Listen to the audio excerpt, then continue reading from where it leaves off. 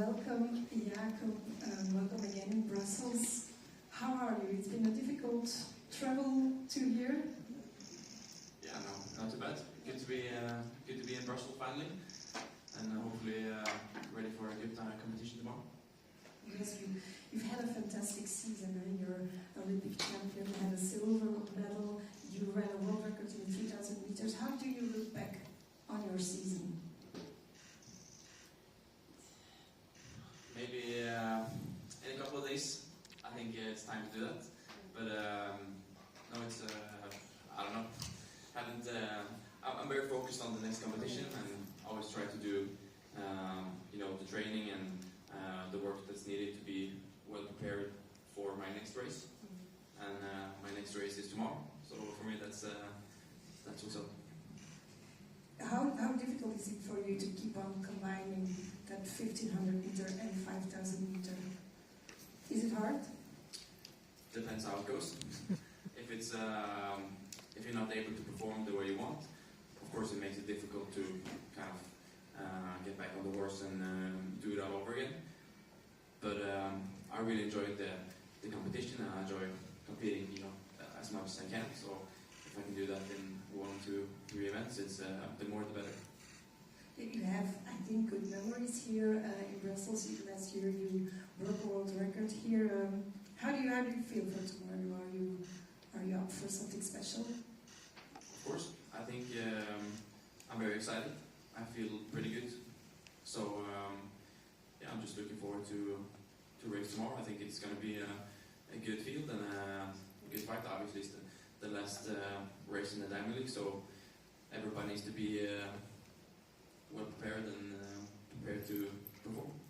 It will be indeed a strong field. How important is it for you to bring this trophy home?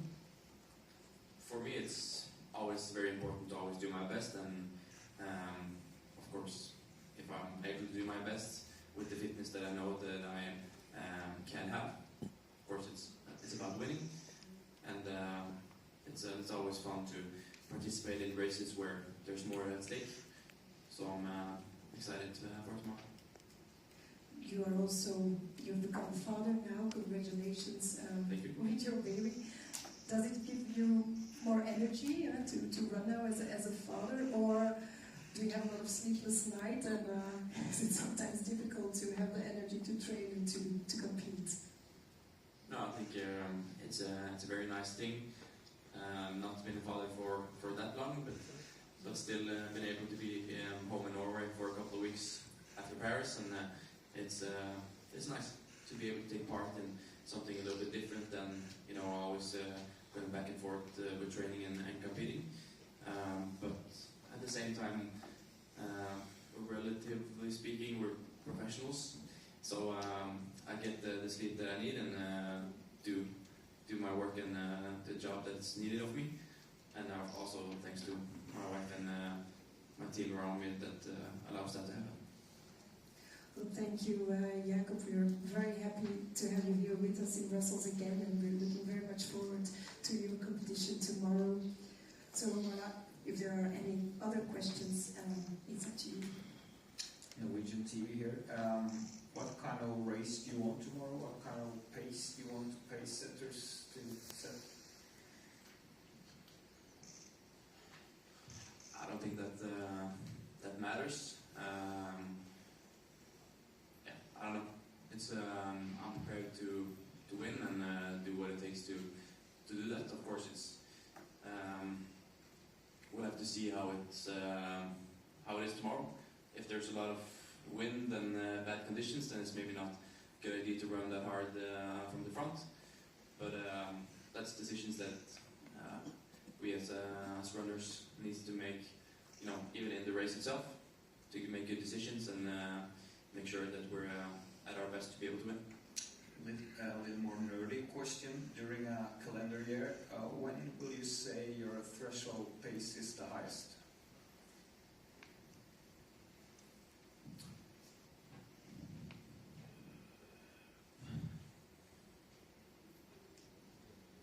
That's a very difficult question to answer.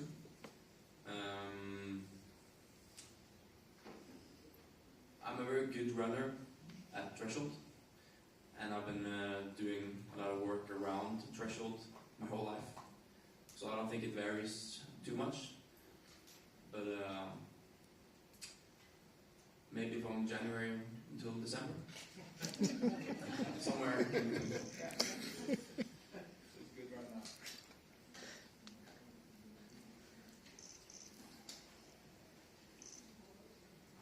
Hi, I'm from TBS, Television Network in Japan. So could you please share your thoughts or comments for the Alternatives Championship that will be held in Tokyo next year, please? My thoughts for next year? Yeah. I was lucky to be able to participate in the Olympics in Tokyo, but of course under the circumstances it was difficult to kind of get the whole experience. So I'm very much looking forward to competing again next year in Tokyo. Maybe experiencing the people and the culture and the city a little bit more. And of course I have some good memories from Japan. So looking forward to get back. Hi. Excuse me. Hi, from the Olympic Channel. You now hold 3 world records, and you've spoken about wanting to dominate the sport all the way from the 1500 to the marathon distance. How many world records do you think it's possible to break, and what would it take to achieve that?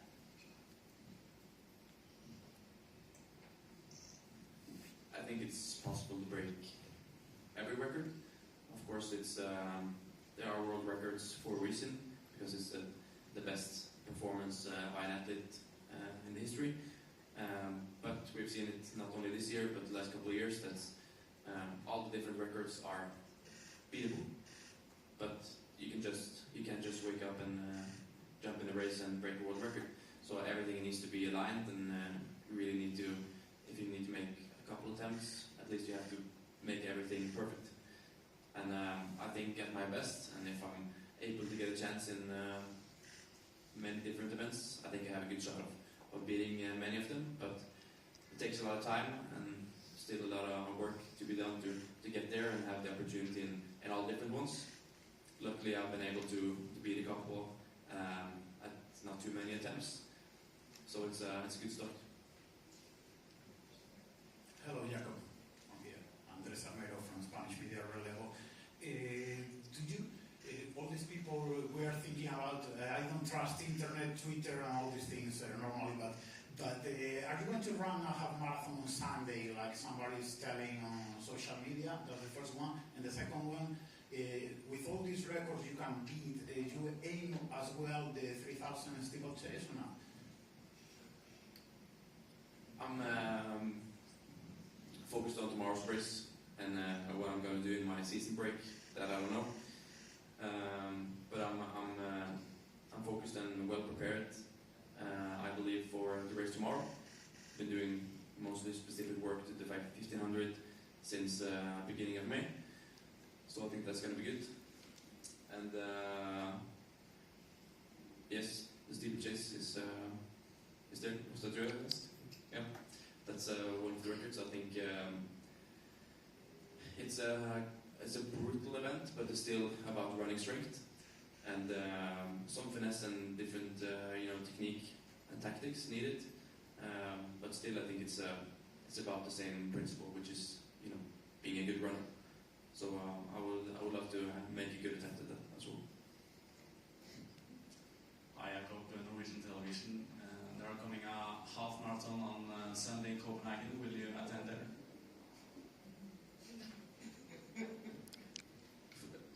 Du nå også? Ja. Hørte du ikke på han? Han spurte akkurat om samme. No, I'm gonna compete tomorrow first, and then what I do after that, I don't know. Thank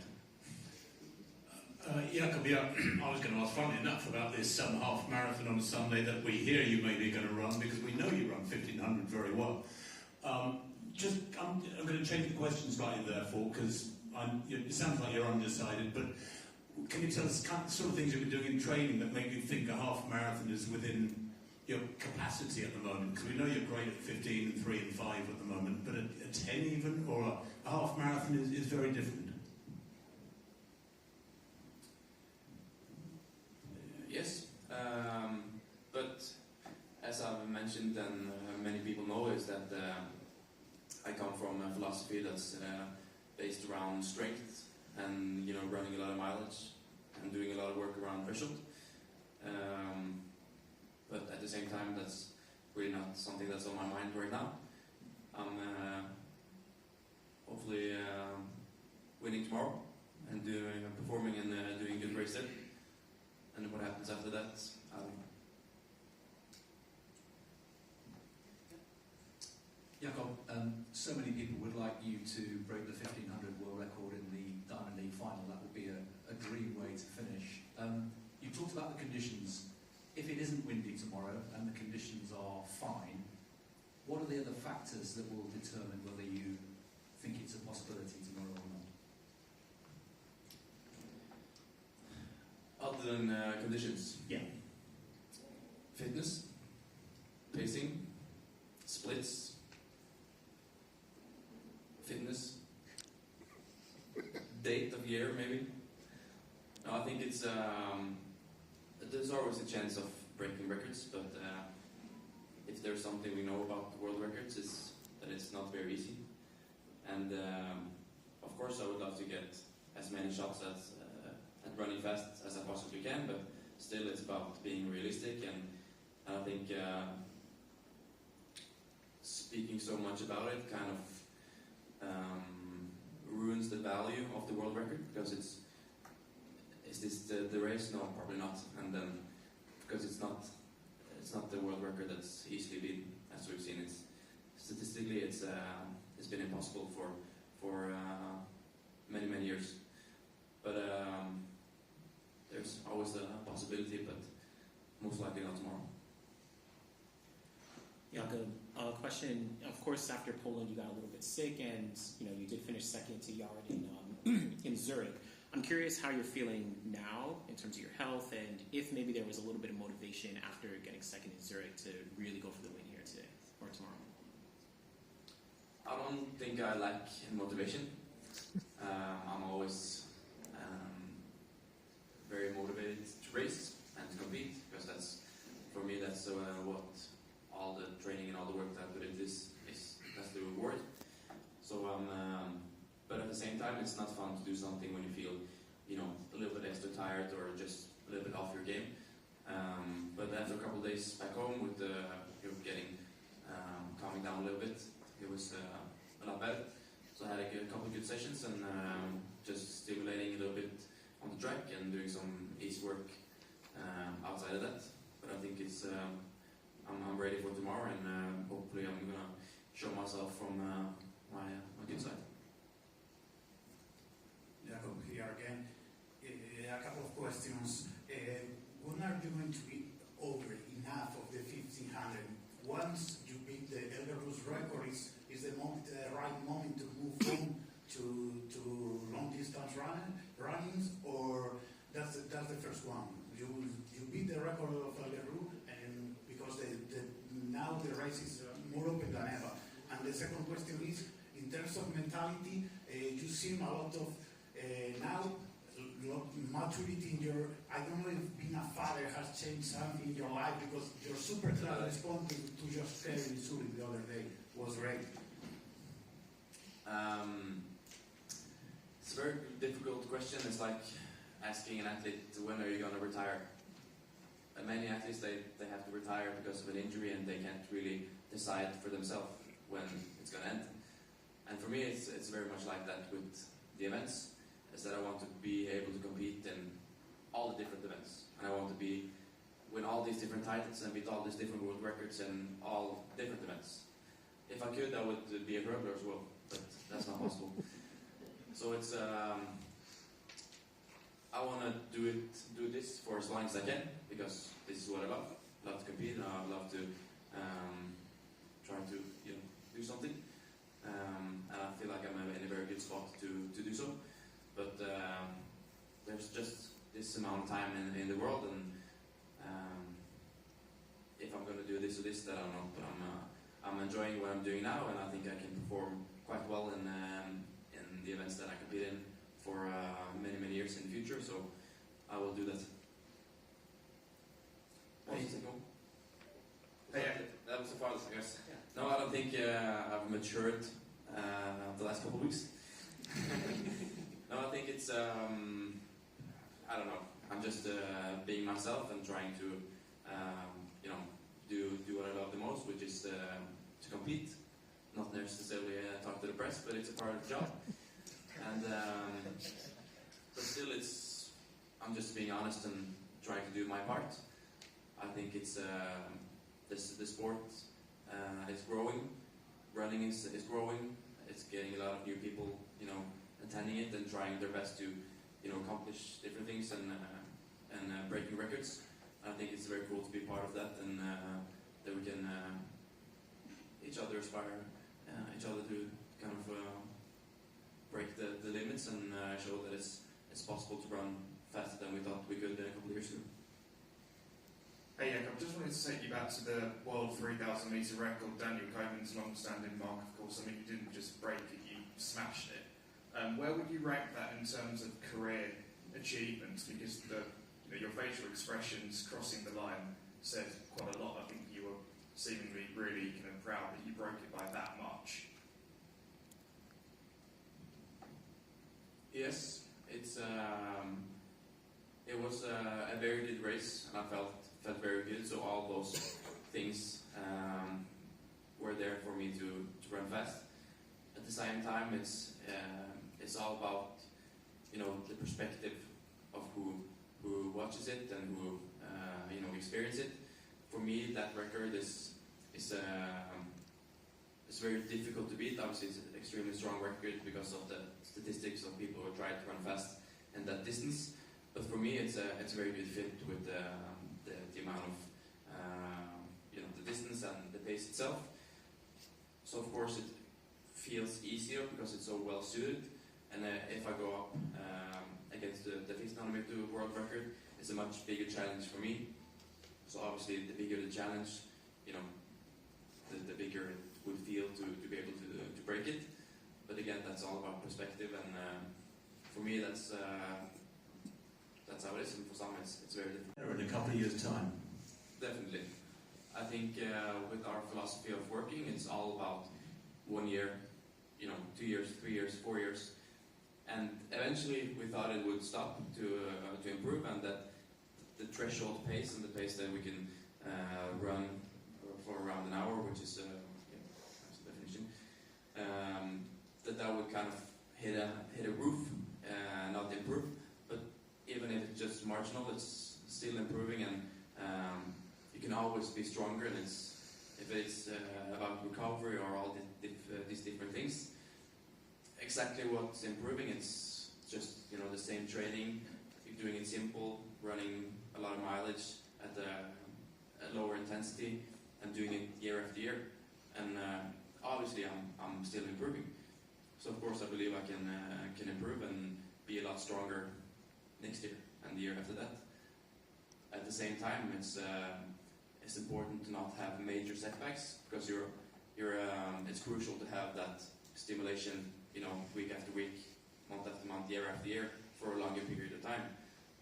And this year, I think I was able to recover from the winter, because I've had so many years prior to that. But still, it's not a good thing. So I'm very much looking forward to obviously racing tomorrow, but still getting back to my work for the next couple of months and through the winter to be a lot better